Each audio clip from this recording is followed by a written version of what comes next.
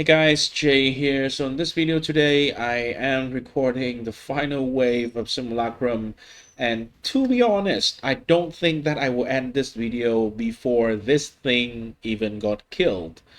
Probably would take like half an hour or so if I just like insist on doing it. So why am I going into Simulacrum while this take this long? Well, first of all, I try to okay, so I die anyway. First of all, I want to see if I can push the limit a little bit on this budget. Right now, the character is around 10 divine. I have made a little change on it compared to the previous video, mainly around this scepter. So this scepter, I just bought the base and I throw one random deafening essence of woe on it, which is 2 chaos, 2.5 chaos for the essence. 60 chaos is what I bought the scepter for. It's just any oscillating scepter, so we can get elemental overload. Why? Because we don't crit, so elemental overload on spell skill like this pretty much just means 40% more damage, which is so much better than increase. So because of this version of the build, I don't go this route. So in Cell of Cowgirl, I actually go this route and I take the elemental overload over here. But this time I decided to go this route and I don't path to elemental overload, which means I can find a different source of elemental overload to still keep the 40% more damage. So overall, I think in the end, if I have roughly the same gear as what I used to have in Legacy, Cellar of Cowgirl, I should be having more damage, roughly 30%. Which is coming from Pain Attunement, which I don't have on the previous version. So having more damage feels nice. This character still have a lot of damage to get. Even though if I think maybe I would just die if I go into these two portal. Normally, right? I have farmed a couple of Simulacrum until now, only 3 actually, but I would just stop at wave 13, maybe 12. Why? Because it started to take too long, and Simulacrum is actually insanely cheap right now. It is only like 25 chaos for one Simulacrum, and you can easily make more money than that just by picking up any random stuff that is dropping from the Simulacrum in the form of like essences, oils, everything, literally everything that dropped from the Simulacrum, scarabs. So you will make profit, but the main thing that I'm gaining from that, and the main reason why I am going for Simulacrum right now, is I want quite some experience, and I would like to get my character to at least level 95 before I can do anything more serious. So I would just keep farming Simulacrum. I think that is probably the fastest way for this build, because it is not a very fast build for mapping. So anyway, back to the Scepter. I just throw an essence on it. That's about it. So it cannot be any cheaper than that. Just buy the base, throw one essence on it. It just gives me guaranteed essence spell damage. And anything else don't really matter. You can roll a little bit of increased damage here and there. You can, in this case, as you can see, I even have some cold resistances on this one. So yeah, just to cap my resistances. I also changed my gloves. This one is not better, but different from the previous one. Previous one, I have a little bit more resistances overall, but no chaos resistant. So right now I am balancing my resistant like this: 85% fire, 86% cold, and technically this is 85% lightning as well, but I don't have the 1% extra. And yeah, to get this 1% extra, I would just need to have the flask active. And if you see, when I have the flask active, because of the flask having an additional 5% maximum resistance, I have 90% on all resistances.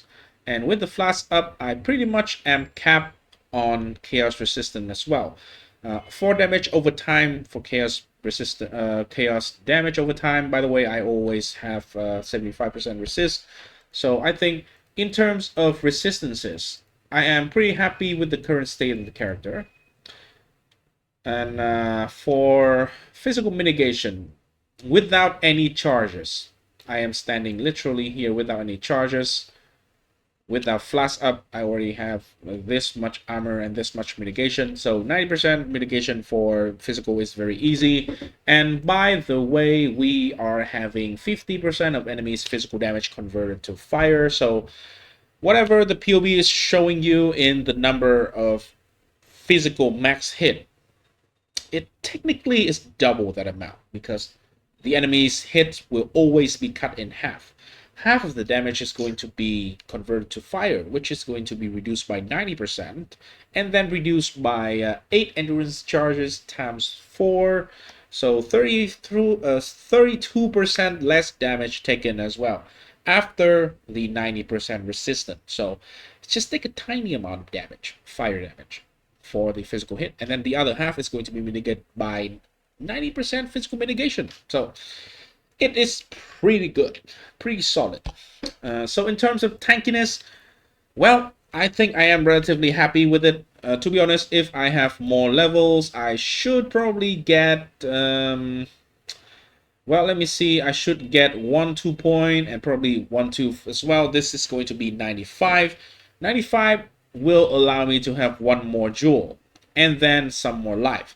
I think right now I just need a little bit more life to prevent the one shot that I am taking from the Simulacrum here at around wave 14, 15. Sometimes if you have very bad mods, you can die earlier, but mostly if you have like on average 1 damage to maybe 2 damage mod, but it's not too bad, then you should not be one-shotted by Colossus. Right now, so far, the only thing that can one-shot me in Simulacrum is late wave Colossus, basically. So yeah, I'll leave the POV of the current version in the description. So if you want to follow, you can do it. There is a couple of things that I've changed as well. So I have switched out the awaken, no, not awaken, but I have switched out the, what is this? The control destruction. Before I use a normal control destruction here, right? But I have recolored the chest. It no longer is 4 blue, it is now 2 red, 3 blue, and 1 green.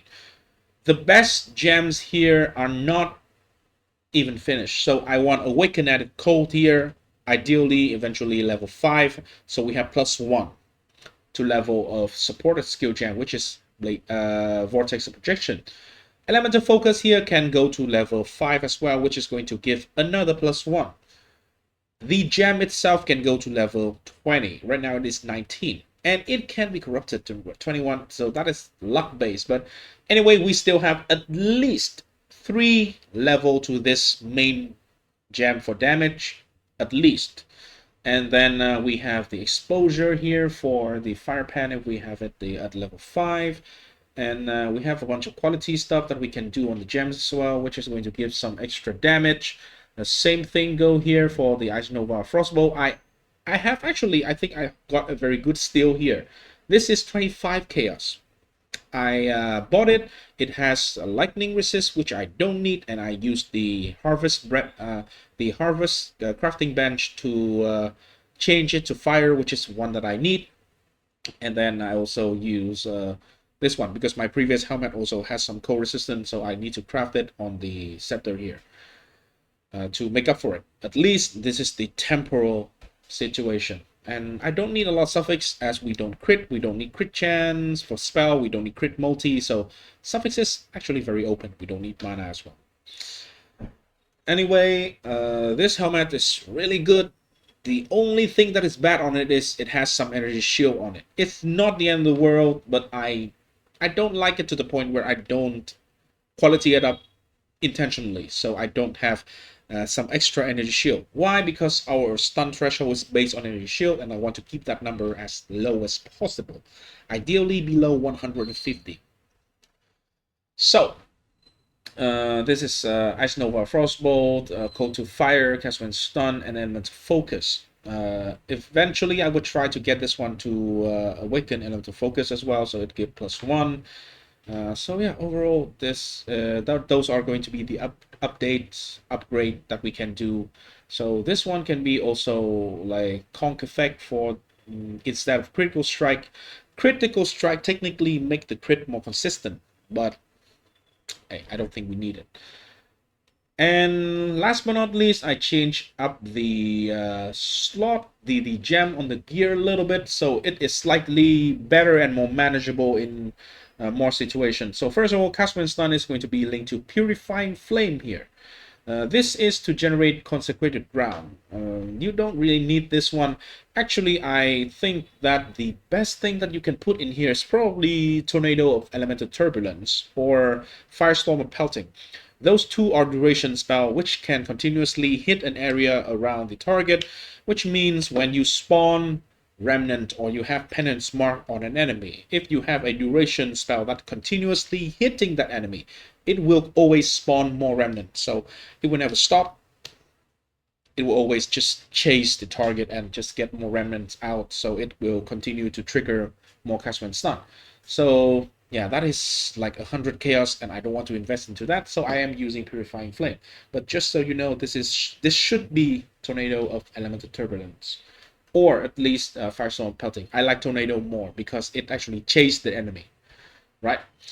So I can link it to Awaken Control Destruction. This doesn't really do anything right now, but I am leveling up the gems, you can see, right?